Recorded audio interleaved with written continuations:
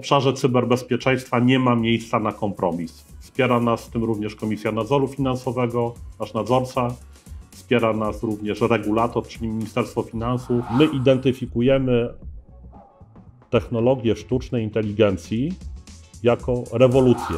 Dzień dobry, witam wszystkich w nowym odcinku CTalks. Dzisiaj naszym gościem jest Bartłomiej Nocoń ze Związku Banków Polskich. Zaprosiłem Bartłomieja po to, żeby porozmawiać o trendach, które czekają nas w przyszłym roku w bankowości.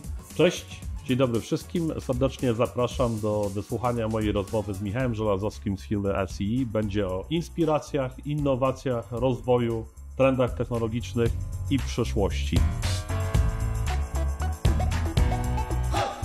Z Bartkiem znamy się już od kilku lat. Kiedyś byłeś dyrektorem zarządzającym w jednym z największych polskich banków. Obecnie działasz w Związku Banków Polskich jako dyrektor zespołu systemów płatniczych i bankowości elektronicznej. Działasz też w Brukseli w Związku Płatności. Więc zaprosiłem Cię dlatego, że jesteś osobą w moim odczuciu, która z uwagi na bytność w wielu radach, komitetach, forach i po prostu byciu w branży ma taką przekrojową wiedzę o tym, co nas może czekać, co będzie ważne w bankowości, jakie trendy mogą stać się przysłowiowym czarnym koniem, co pozwoli nam przeprowadzić ciekawą dyskusję na temat tego odcinka, a jest nim agenda technologiczna w polskich bankach w roku 2025. Więc przejdźmy, Bartek, do pierwszego pytania. Co Twoim zdaniem będzie takim top 5 tematów, które będą na agendach dyrektorów IT w bankach? Dziękuję, Michał, za to pytanie. Faktycznie, patrząc na strategię polskiego sektora bankowego, czy szerzej finansowego, można wyróżnić kilka takich wspólnych obszarów, trendów technologicznych, ale z tyłu głowy mamy zawsze klienta jako nasze najcenniejsze aktywo.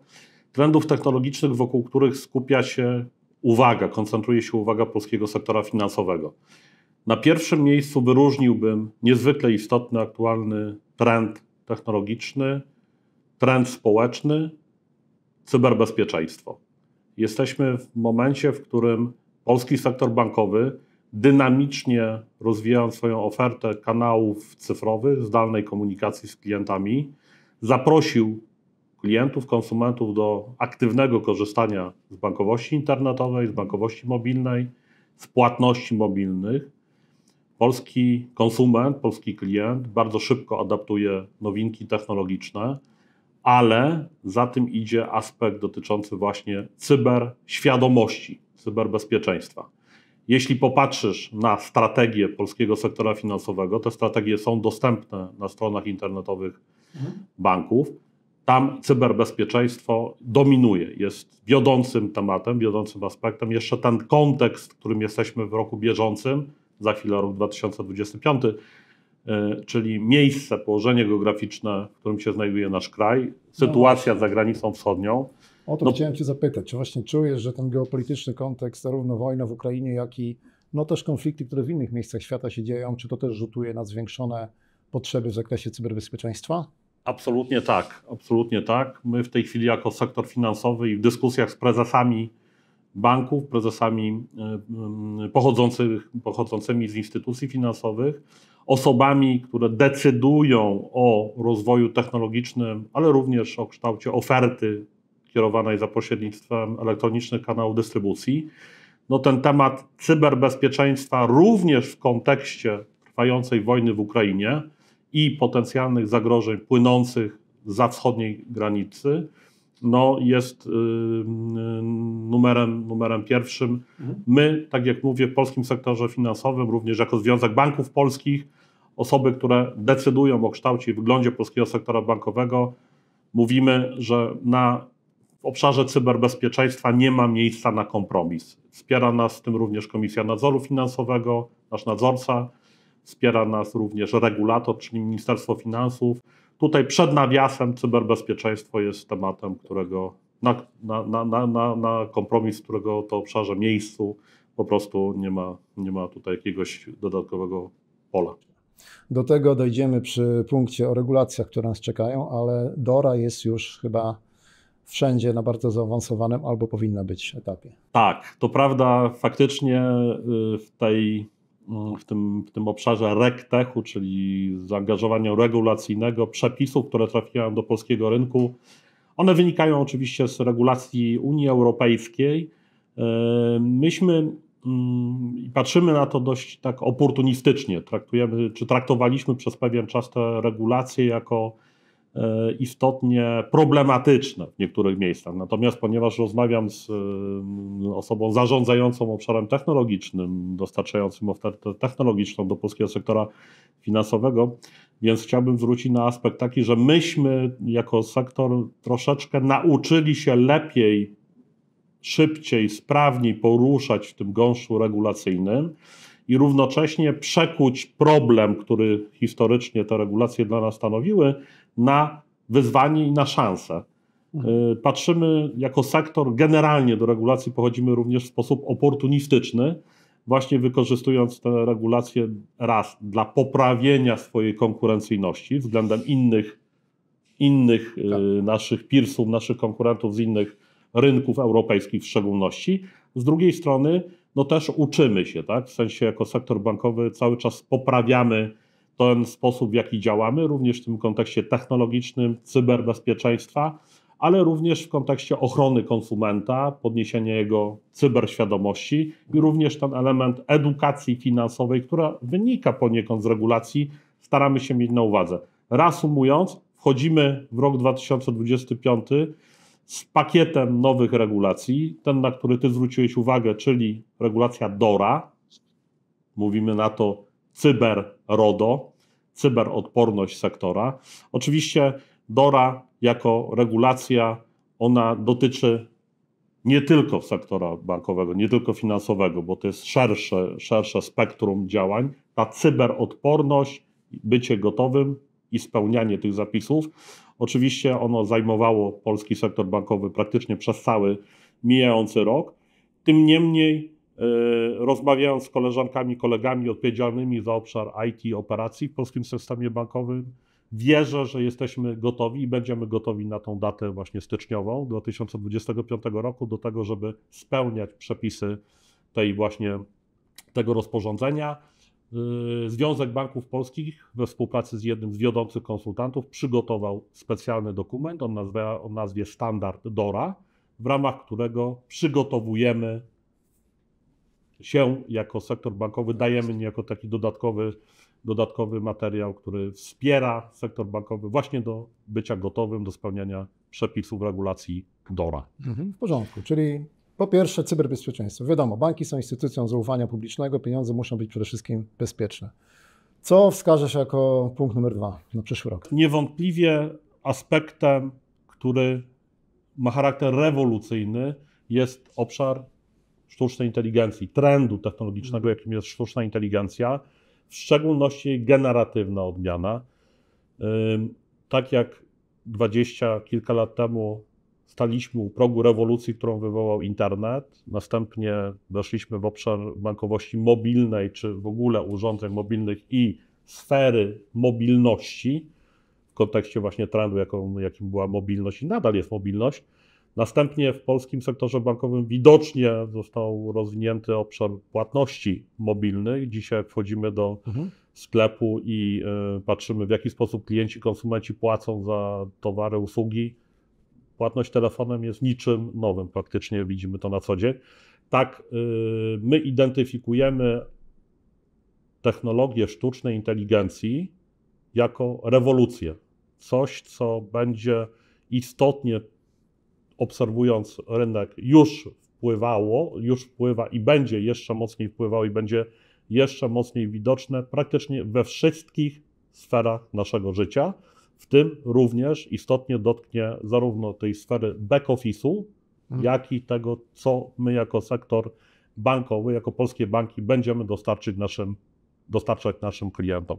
Więc sztuczna inteligencja to jest top pick, tak jak cyberbezpieczeństwo, RegTech i właśnie ten trend to będzie taki top pick i już jest top pick na kolejny rok i jeszcze kolejne lata naprzód. To jest prawda. Pamiętasz, że jak się spotykaliśmy na IT Banku w Hiltonie, to w sumie ciężko było znaleźć wystąpienie, które nie zahaczałoby o sztuczną inteligencję. Wszyscy o tym mówili, ja też czytałem wywiad z Dawidem Solomonem, który jest prezesem Goldman Sachs i on powiedział właśnie przy całej mojej konserwatywności uważam, że sztuczna inteligencja to nie jest hype. to nie jest bańka, tylko to jest rzeczywiście the real thing, jak to on powiedział.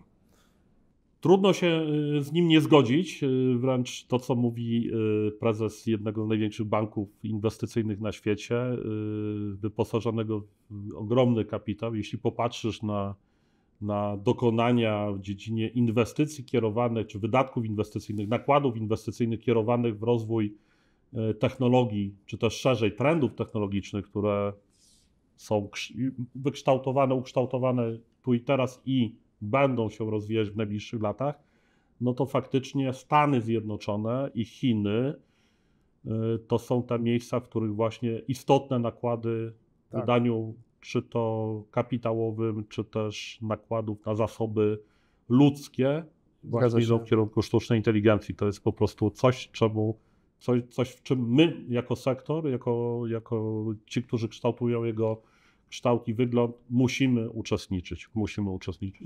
Ja mam taką obserwację, Bartek, nie wiem, czy ty się też pod tym podpiszesz, że właśnie dlatego w Stanach i w Chinach te prace nad AI są chyba najbardziej zaawansowane, że oni nie są chyba tak regulacyjnie w sektorze bankowym ograniczeni jak my na starym kontynencie. Mniej muszą chyba zwracać uwagę na ten aspekt regulacyjny. Nie wiem, czy podzielasz ten punkt widzenia. Znaczy tutaj absolutnie masz rację, tak? Tam kontekst regulacji, patrząc przez pryzmat kontynentu, bo tak na to trzeba spojrzeć. Stany Zjednoczone czy Ameryka Północna to jest inny zupełnie świat, ten kontekst regulacyjny versus kontynent Unii Europejskiej versus Azja Dalekiego Wschodu, czy też Chiny jako państwo środka, tak? Ten kontekst wydania regulacyjnego, no można by tutaj odrębną dyskusję pewnie i odrębny podcast nagrać na ten temat. Tym niemniej, co do zasady, w Stanach jest tak, że biznes i tech przygotowuje pomysł, przygotowuje produkt, kieruje go do fazy testowania, po czym wchodzi świat regulacji, jeśli w ogóle wchodzi.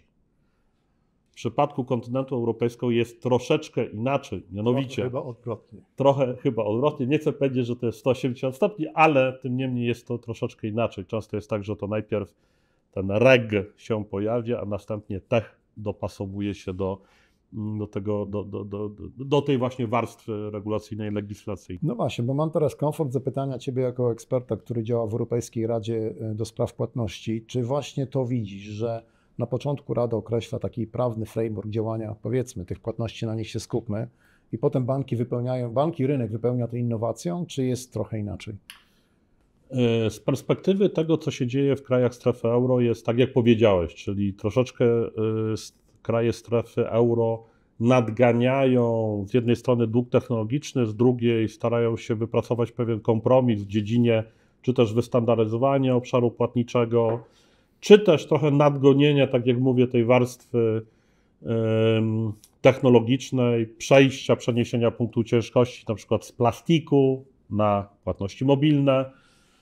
Polska, i to mówię z nieskrywaną dumą, jest miejscem, w którym te innowacje eksplodowały. Nadal, mam nadzieję, eksplodują i to będziemy jeszcze świadkiem kolejnych. Tym niemniej myśmy odrobili lekcje i nadal staramy się być w tej awangardzie, w czołówce, przynajmniej na kontynencie, w krajach Unii Europejskiej, państw członkowskich Unii Europejskiej. Co mam na myśli?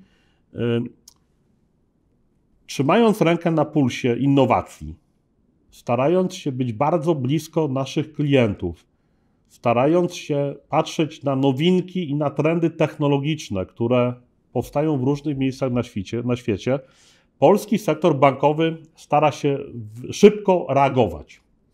Ale znowu musimy pamiętać o kontekście regulacyjnym i pamiętać również ten kontekst tego, że należymy do Unii Europejskiej i podlegamy pewnym regulacjom, dyrektywom, co do których stosowania się zgodziliśmy. Może ktoś powiedzieć, ale trzeba robić to sprawniej, szybciej, biegać, gonić rynek. Owszem, pełna zgoda, tym niemniej warto pamiętać o tym, że ta efektywność w działaniu, sprawność w działaniu, szybkość w działaniu nie zawsze zależy tylko i wyłącznie od nas samych. Ten kontekst, ten parasol regulacyjny, legislacyjny, to wszystko musimy nałożyć. Tak. A co powiedziałbyś, będąc takim człowiekiem, który siedzi przy tych płatnościach, definiuje może nowe standardy Jesteście też współautorem wielu pomysłów. Co według Ciebie może zaskoczyć nasz bankowy, detaliczny segment w przyszłym roku w obszarze płatności? Czy na przykład gdzieś biometria tutaj będzie wchodziła, albo jak będzie AI zaprzęgnięty do tego konkretnie kawałka rynku? Bo Ty masz naprawdę ciekawy ogląd na ten temat, moim zdaniem.